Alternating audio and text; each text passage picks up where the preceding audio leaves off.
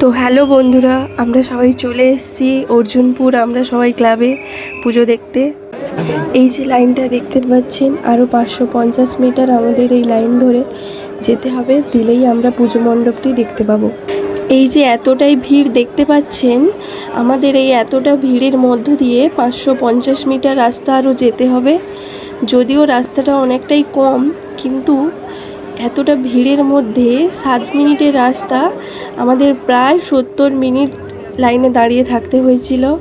তারপরেই আমরা প্যান্ডেলে পৌঁছেছি। দেখতে দেখতে অনেকটা সময় কেটে গেল এবং আমরা ফাইনালি মণ্ডপের কাছে পৌঁছে গেছি।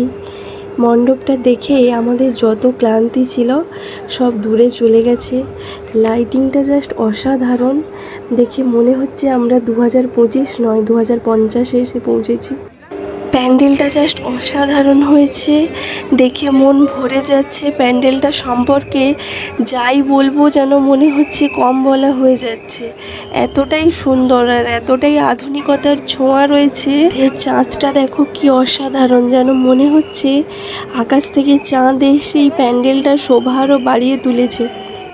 এখানকার প্যান্ডেলের মা দুর্গার মূর্তিটা দেখুন, দেখলে মন ভরে যাবে, যেন মনে হচ্ছে মনুষ্যরূপী মা দুর্গা স্বয়ং দাঁড়িয়ে আছেন। মা দুর্গার মুখটা দেখার পরে আমাদের সব ক্লান্তি যেন দূর হয়ে গেল। আমাদের ঠাকুর দেখা হয়ে গেল, এবার আমরা মণ্ডপের বাইরে চলে এসেছি। আমাদের অবস্থাটা একবার দেখুন। আজকের মতো এই পর্যন্ত, বাই বাই।